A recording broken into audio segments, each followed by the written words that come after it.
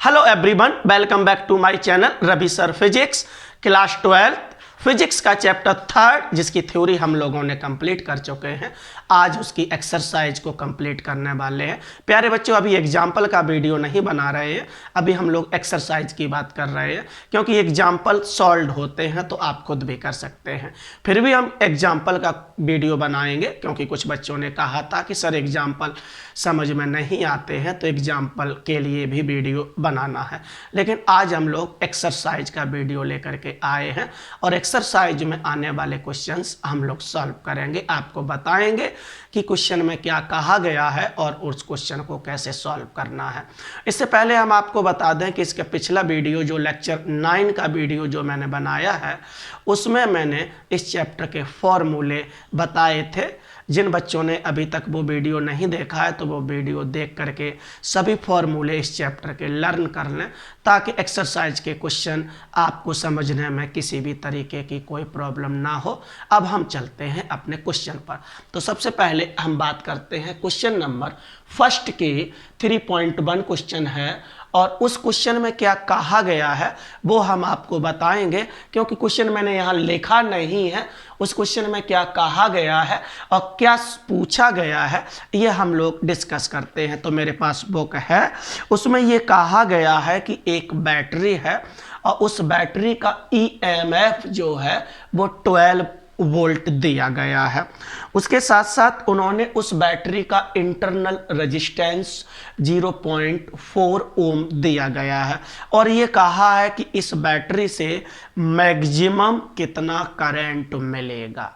Simple question है, formula based question है कि किसी बैटरी से मैक्सिमम करंट कितना होता है तो I max equals to E upon small r, ये इंटरनल रेजिस्टेंस को रिप्रेजेंट करता है। मैंने फॉर्मूला ये लिखाया है, जिन बच्चों ने फॉर्मूले लर्न किए होंगे उनको तुरंत ये फॉर्मूला समझ में आ गया होगा। तो किसी बैटरी का मैक्सिमम करंट निकालने के लिए E अपॉन इंटरनल रेजिस्टेंस लिखा जाता है। तो मैंने वही लिख दिया। गिवन है EMF की वैल्यू 12 वोल्ट, इंटरनल रेजिस्टेंस 0.4। इसको जब आप सॉल्व करेंगे तो आंसर मिलेगा 30 एम्पियर। तो बिल्कुल सिंपल क्वेश्चन था, फर्स्ट आप लोगों को समझ में आ गया होगा। अब हम बात करते हैं क्वेश्चन नंबर सेकंड की। क्वेश्चन नंबर सेकंड में क्या कहा गया है, क्या क्या गिवन है वो हम बताते हैं। इसमें क्वेश्चन नंबर सेकंड में भी एक बैटरी है और बैटरी का EMF जो है वो 10 वोल्ट दिया गया है और इंटरनल रेजिस्टेंस जो है वो 3 ओम दिया गया है और इस बैटरी से जो करंट मिल रहा है वो 0.5 एम्पियर है। तो करंट मिल रहा है, इसका मतलब है कि बैटरी एक्सटर्नल सर्किट से कनेक्ट है और उस एक्सटर्नल सर्किट में करंट फ्लो हो रहा है। वो करंट कितना है 0.5 एम्पियर। तो दो क्वेश्चन पूछे गए हैं।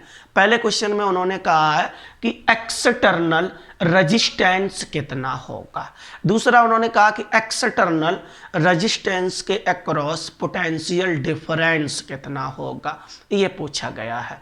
तो यहाँ पर भी बैटरी गिवन है तो बैटरी या सेल से रिलेटेड फॉर्मूले ही यूज होंगे। यहाँ मैक्सिमम करंट की बात नहीं की गई है, ये ध्यान रखना। तो किसी सेल से कितना करंट मिलता है तो ये एक्सप्रेशन हम आपको बता चुके हैं कि I equals to E upon R plus R होता है। स्मॉल r इंटरनल रेजिस्टेंस है और कैपिटल R जो है वो एक्सटर्नल रेजिस्टेंस है और E जो है वो EMF है। फॉर्मूला मुझे मालूम है, मुझे कैपिटल R निकालना है, मैंने यहाँ सॉल्व कर लिया तो मुझे क्या मिलेगा, capital R equals to E upon I minus का स्मॉल r। वैल्यू पुट कर दी, E दे रखा है 10 वोल्ट, I दे रखा है 0.5, स्मॉल r दे रखा है 3 ओम। जब हम इसको सॉल्व करेंगे तो मुझे कितना मिला है 17 ओम। तो एक्सटर्नल रेजिस्टेंस हमारा जो है वो 17 ओम आ गया और एक आंसर हमें मिल गया। अब दूसरे आंसर की बात करते हैं कि इस रेजिस्टेंस के अक्रॉस कितना पोटेंशियल डिफरेंस होगा। तो किसी रेजिस्टेंस के अक्रॉस पोटेंशियल डिफरेंस कितना होता है given by Ohm's law. B equals to I R. हमने यहाँ अप्लाई कर दिया तो B ये यहाँ लिख भी दिया कि इस रेजिस्टेंस के अक्रॉस कितना होगा पोटेंशियल, तो आई आर, आई की वैल्यू कितनी है 0.5 और आर कितना हमने कैलकुलेट कर लिया 17, सॉल्व कर दिया तो कितना मिला 8.5 वोल्ट। तो जब फॉर्मूले मैंने लिखाए भी थे तब आपको बोला भी था कि सेल से रिलेटेड न्यूमेरिकल हमारी एक्सरसाइज में गिवन है। तो देखो फर्स्ट और सेकंड दोनों ही क्वेश्चन सेल से ही रिलेटेड हैं। आगे बढ़ते हैं और क्वेश्चन नंबर 3 की बात करते हैं। तो क्वेश्चन नंबर 3 में हम आपको बता दें 2 पार्ट दिए गए हैं, ए और बी पार्ट। ए पार्ट में उन्होंने कहा है कि कोई 3 रजिस्टर्स हैं जिसमें अलग अलग रजिस्टेंस उनका दे रखा है, 1 ओम 2 ओम 3 ओम के रजिस्टर हैं और ये सीरीज में कनेक्ट हैं। तो कॉम्बिनेशन ऑफ रजिस्टर से रिलेटेड ये क्वेश्चन है और ये पूछा गया है कि इक्विवेलेंट रेजिस्टेंस क्या होगा या टोटल रेजिस्टेंस कितना होगा, ये पूछा गया है। तो total resistance in series combination हम लोग जानते हैं। मैंने यहाँ फॉर्मूला नहीं लिखा है प्यारे बच्चों, क्योंकि सब जानते हैं कि सीरीज में R1 plus R2 plus R3 and so on होता है। भाई फॉर्मूला मैंने लगा दिया और R1 की वैल्यू 1, R2 की वैल्यू 2 और R3 की वैल्यू 3 ओम दे रखी है, सभी को प्लस कर दिया तो आंसर मेरा कितना मिला 6 ओम मिला है। तो ए वाले पार्ट का आंसर आ गया, बिल्कुल सिंपल क्वेश्चन था अगर फॉर्मूला आपको लर्न होगा। बी वाले पार्ट में कहा गया है कि हर रजिस्टर के अक्रॉस कितना पोटेंशियल डिफरेंस होगा वो निकालना है। तो किसी भी रजिस्टर के अक्रॉस पोटेंशियल डिफरेंस निकालने के लिए ओम्स लॉ का यूज करते हैं, आई आर।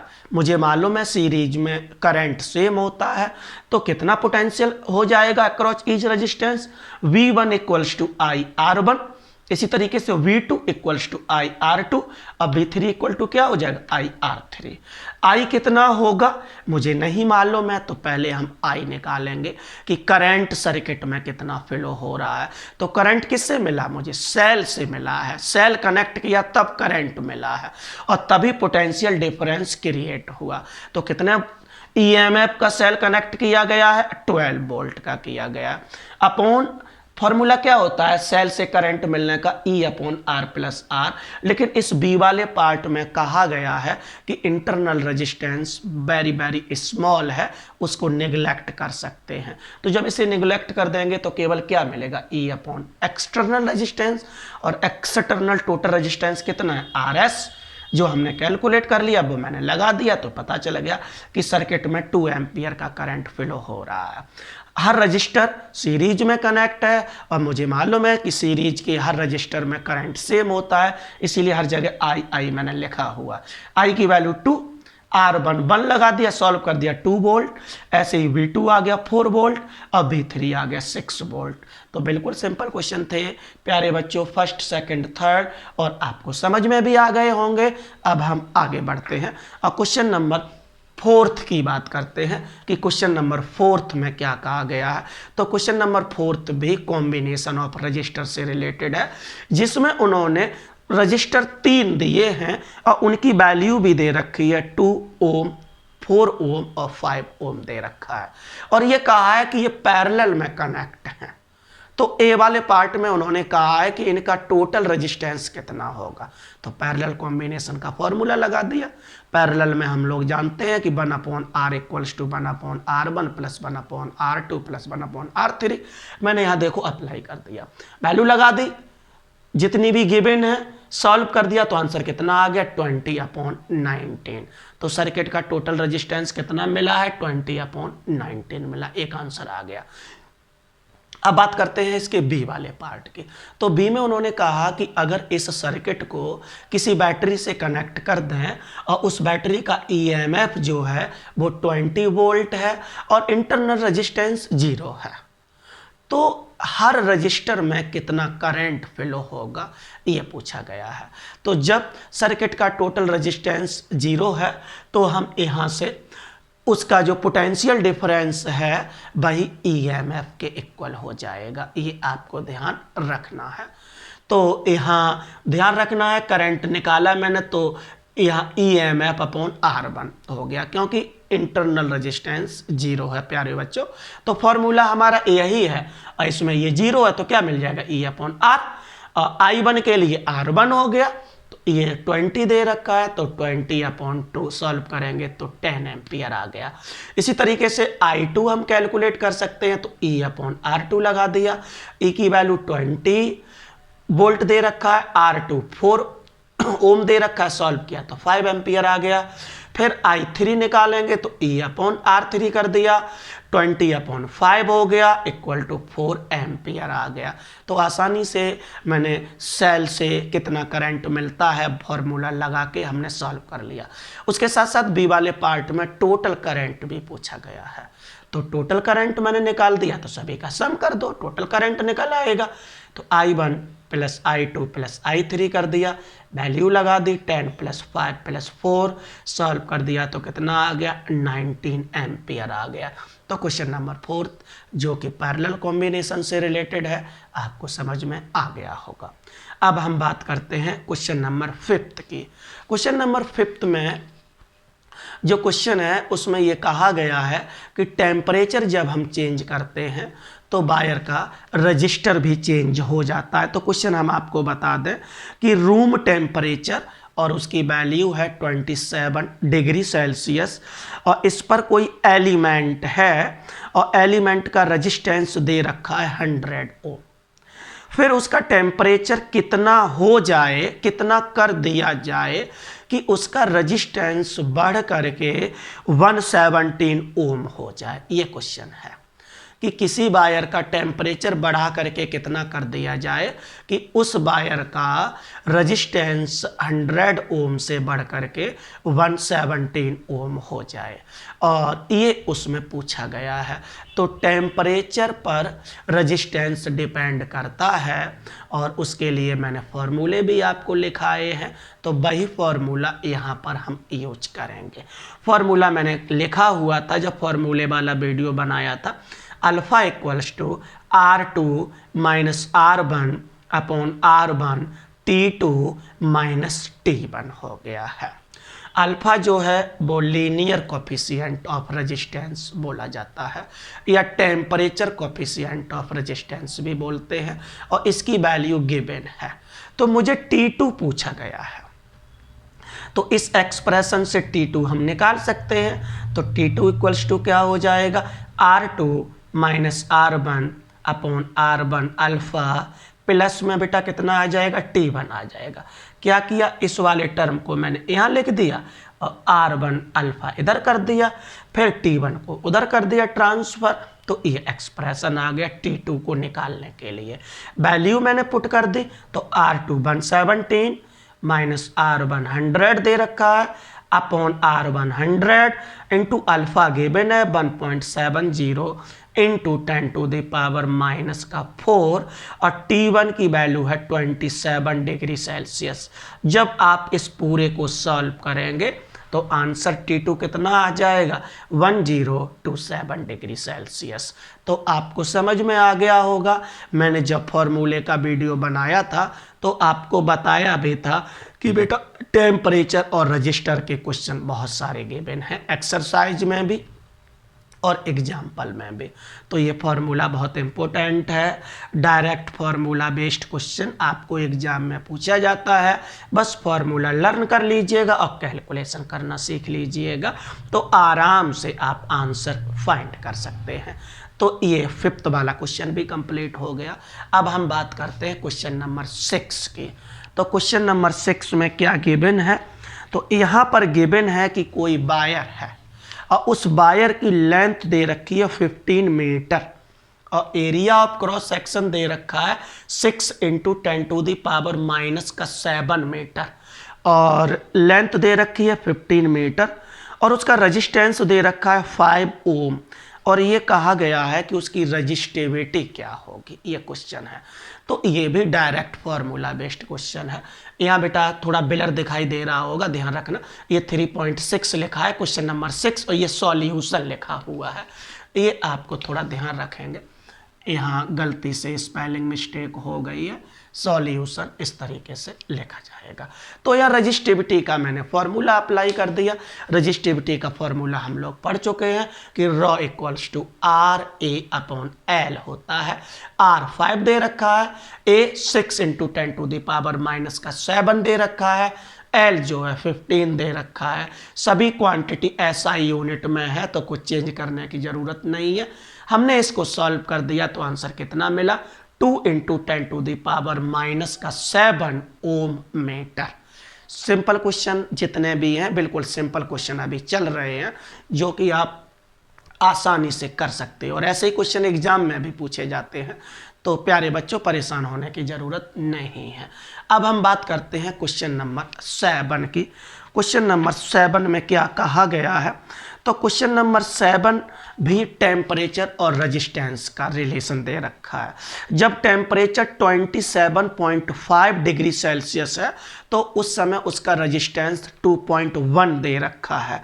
फिर उसका टेम्परेचर 100 डिग्री सेल्सियस कर दिया गया और रजिस्टर बदल करके 2.7 ओम हो गया। तो उन्होंने कहा है कि टेम्परेचर कोफिशिएंट क्या होगा। टेम्परेचर कोफिशिएंट का सिंबल जो है वो अल्फा है। अल्फा पूछा गया है कि अल्फा कितना होगा, तो मैंने यहाँ फॉर्मूला अप्लाई कर दिया। Alpha equals to R2 minus R1 upon R1 T2 minus T1। R2 दे रखा है 2.7 माइनस 2.1 अपॉन R1 की वैल्यू 2.1, T2 दे रखा है 100 माइनस T1 27.5। इसको जब आप सॉल्व करेंगे तो आंसर कितना मिलेगा, 0.0039 डिग्री सेल्सियस इनवर्स इसकी यूनिट होती है, डिग्री सेल्सियस इनवर्स। ध्यान रखना। तो 7 वाला क्वेश्चन भी डायरेक्ट फॉर्मूला बेस्ड क्वेश्चन था। अब हम 8 की बात करते हैं। तो 8 वाला क्वेश्चन भी रेजिस्टेंस और टेम्परेचर से ही रिलेटेड है। यहाँ थोड़ा सा उन्होंने क्वेश्चन बदल दिया है और ये क्वेश्चन बोर्ड एग्जाम में पूछा भी गया है। क्या बदल दिया कि जब हम रेजिस्टेंस और टेम्परेचर की अभी तक बात कर रहे थे तो रेजिस्टेंस की वैल्यू गिवन थी और टेम्परेचर भी गिवन था, डायरेक्ट फॉर्मूला अप्लाई कर देते थे। यहाँ उन्होंने क्या किया, रेजिस्टेंस गिवन नहीं दिया बल्कि उन्होंने कहा है कि एक हीटर का एलिमेंट है और उसको एक सोर्स से कनेक्ट किया है। सोर्स का मतलब वोल्टेज पोटेंशियल डिफरेंस गिवन है और उसकी वजह से करंट जो है वो करंट गिवन है और तब आपको टेम्परेचर पूछा गया है बदलने के बाद कितना हो जाएगा। ये क्वेश्चन तो उन्होंने ये कहा कि एक एलिमेंट को 230 से हमने कनेक्ट किया और तो देखा कि इतना ampere current 3.2 ampere current flow हो रहा था। जब उसका टेम्परेचर बदल गया और जब बदल करके कुछ भी हो गया हो वही पूछा गया है। क्योंकि टेम्परेचर बदला कैसे पता चला, क्योंकि उसका करंट बदल करके 2.8 हो गया। तो बताओ करंट जब चेंज हुआ तो उस वायर का टेम्परेचर कितना हो जाएगा। करंट तभी चेंज होगा जब रेजिस्टेंस चेंज होगा और रेजिस्टेंस तभी चेंज होगा जब टेम्परेचर चेंज होगा। तो T2 पूछा गया है। तो मैंने अभी आपको बता चुके हैं, यहाँ कौन से वाले में था, 3.5 वाले में था। वही फॉर्मूला यहाँ मैंने डायरेक्ट लिख दिया है। तो T2 equals to R2 minus R1 upon R1 alpha plus T1। तो R1 R2 नहीं गिवन है तो पहले मैंने कैलकुलेट कर लिए। तो R1 इक्वल्स टू क्या हो जाएगा, V अपॉन I1। V कितना दे रखा है 230 और I1 कितना दे रखा है 3.2। अप्लाई कर दिया, मैंने सॉल्व कर दिया तो आंसर कितना मिला 71.87 ओम आ गया। इसी तरीके से R2 निकालेंगे तो V अपॉन I2, क्योंकि सोर्स तो वही है, वोल्टेज वही है। 230 अपॉन करंट बदल करके 2.8 हो गया। सॉल्व करेंगे तो कितना मिलेगा 82.14 ओम। तो यहाँ इतना थोड़ा सा इन्होंने बढ़ा दिया है, इसीलिए ये क्वेश्चन दिया है ताकि बच्चा जब समझ में उसे आएगा, वो जानता होगा तभी सॉल्व कर पाएगा। तो आप ध्यान रखना, जितने टाइप के क्वेश्चन टेम्परेचर और रजिस्टर से रिलेटेड पूछे जा सकते हैं वो एक्सरसाइज में दिए गए हैं। मैंने इसमें R1 R2 की वैल्यू लगा दी, तो R2 है 82.14 माइनस R1 71.87 अपॉन R1 की वैल्यू इंटू अल्फा गिवन है वो लगा दिया, प्लस T1 गिवन है वो लगा दिया मैंने। इसको सॉल्व किया तो 840.35 प्लस 27 आया, सॉल्व जब करेंगे तो 867.35 डिग्री सेल्सियस टेम्परेचर आ जाएगा। तो इस तरीके से बेटा देखा मैंने कई ये क्वेश्चन, कितने क्वेश्चन 8 तक हमने किए हैं, उसमें एक ये और ये 3 क्वेश्चन जो हैं वो आपने देखा रजिस्टर और टेम्परेचर से रिलेटेड क्वेश्चन हैं। तो ये बहुत ही इंपॉर्टेंट क्वेश्चन है, तो आप लोग इनको ध्यान रखेंगे और ध्यान रखें आप इनका स्क्रीनशॉट ले लीजिएगा, तब हम लोग आगे के क्वेश्चन सॉल्व करेंगे।